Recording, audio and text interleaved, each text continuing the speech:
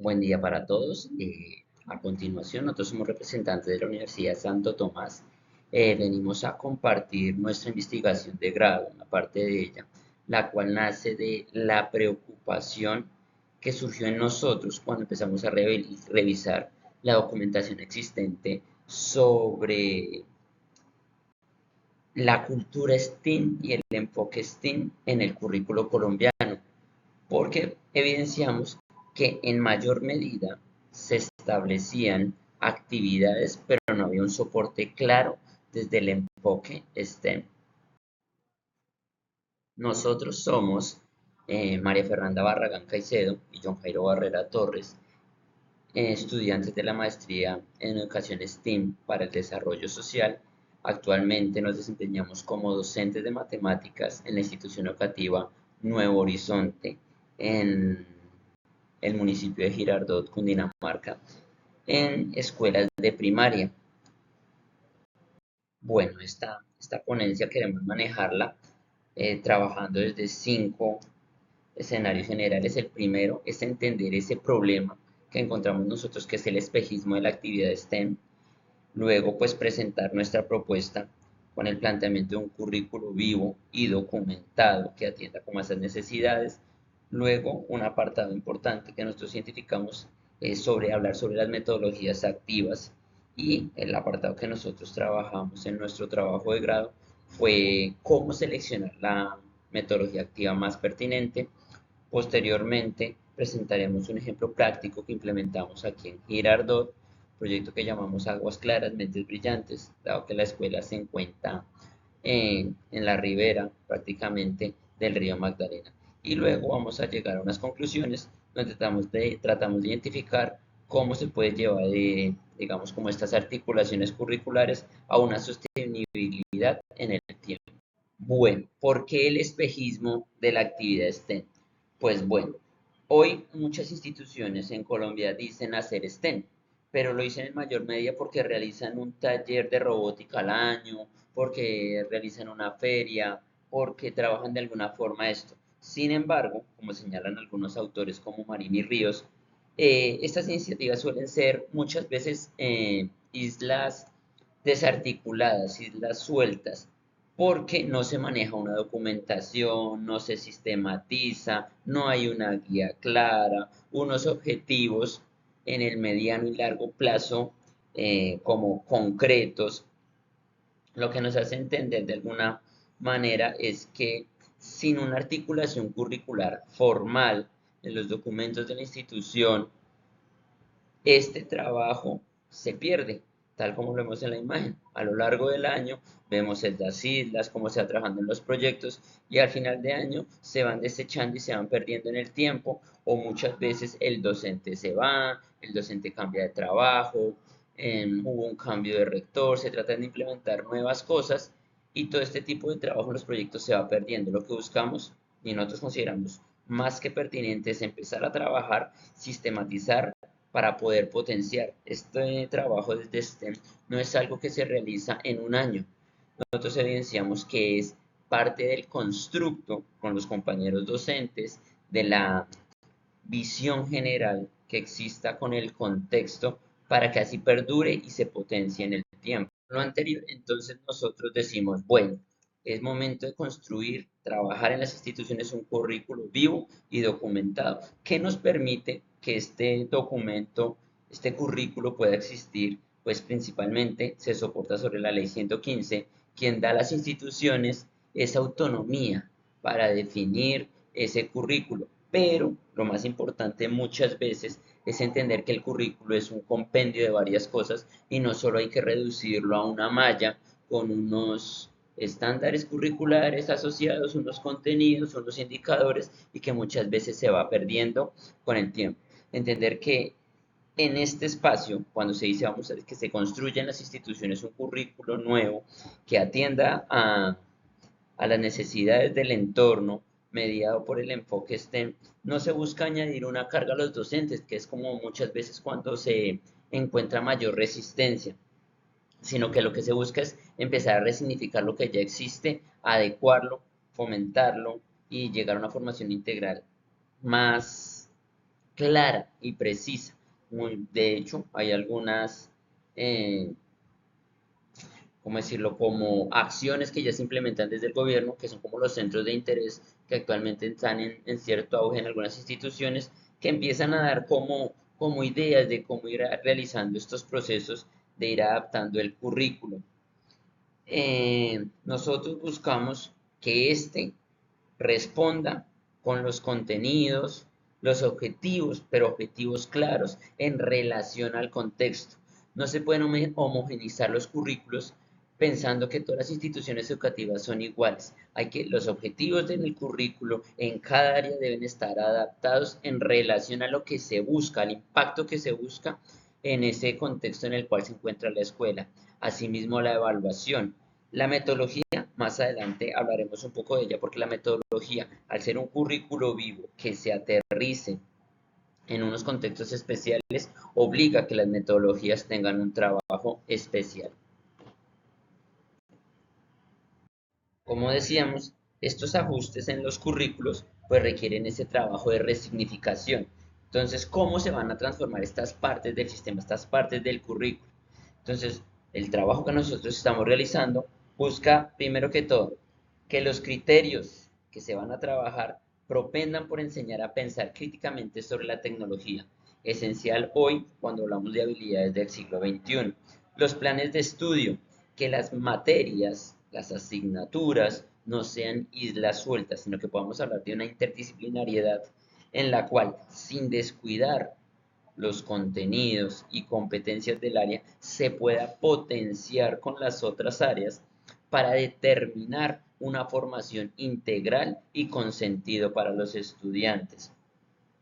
Los programas y lo que se trabaja en la institución debe estar totalmente dirigido a preparar a los estudiantes para la cuarta revolución industrial. Muchas veces, y hoy es recurrente, que los estudiantes sigan diciendo que el mundo académico les parece aburrido, porque se sigue implementando muchas veces, frase de cajón hoy día, formación del siglo XIX para estudiantes del siglo XXI. Entonces es algo que lo planteamos de esta forma particular, indicando que debemos atender a esa cuarta revolución industrial. Por otro lado, las metodologías. Es importante pasar de esos procesos memorísticos de habilidades básicas a unos procesos de concientización, de resignificar el trabajo del estudiante en cómo aprende. Es realmente lo más importante para dotarlo de un significado que le permita a él darle valor a ese conocimiento. Por último, los procesos deben buscar evaluar habilidades como la creatividad y el de trabajo en equipo, importantísimos hoy día. Como les decía hace unos instantes, el trabajo, la parte de la metodología es fundamental. Cuando hablamos de un currículo vivo, aterrizado en unas condiciones específicas para un contexto, es importante entender que no todos los contextos son iguales, ya lo había dicho. Homogenizar el currículo es generar brechas de aprendizaje en los estudiantes. Por lo tanto, en el insumo, en lo que nosotros preparamos de esa propuesta curricular, pensamos que es importante en esa modificación del currículo entender que cada contexto requiere una metodología activa diferente. Por eso, uno de los anexos, y es un excelente producto que hace la Corporación Universitaria Minuto de Dios, y es algo muy reciente, es hacer una síntesis de las diferentes metodologías activas. ¿Para qué? Para que el docente, primero que todo, alineado con los objetivos que busca y teniendo conocimiento de su institución y del contexto de los estudiantes, haga una elección pertinente. Ya más adelante hay otros instrumentos que pueden ayudar a refinar un poco este trabajo para los docentes. Nosotros empleamos un proceso Likert, donde a partir de varias preguntas clave se trataba de llevar al docente a poder identificar la metodología activa que fuera más pertinente para su contexto.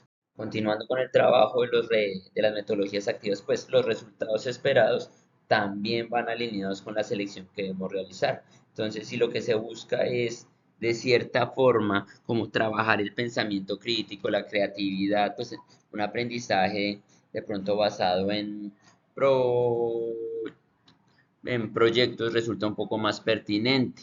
Y asimismo, si se busca una reflexión individual, si se desarrolla un trabajo en equipo, de pronto un aprendizaje en proyectos sea un poco más pertinente. Es totalmente a la autonomía del docente que nosotros hacemos la propuesta de la guía para el desarrollo de esos currículos, porque entendemos que cada institución educativa es diferente, que cada contexto es diferente. Por lo tanto, no es generar una camisa de fuerza, sino entender que debemos buscar implementar las nuevas tecnologías en función de los estudiantes y de estos nuevos objetivos que trae para nosotros el siglo XX.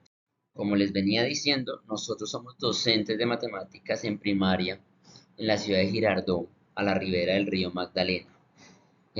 Cuando nosotros empezamos a revisar, tratamos de buscar una de las problemáticas que tuvieran los estudiantes y empezamos a identificar que el río, así como les dotaba de cierta identidad, también les generaba muchos inconvenientes cuando se presentaban lluvias por temas de inundaciones, por manejos de recursos de la población que tomaba el río como basurero y demás.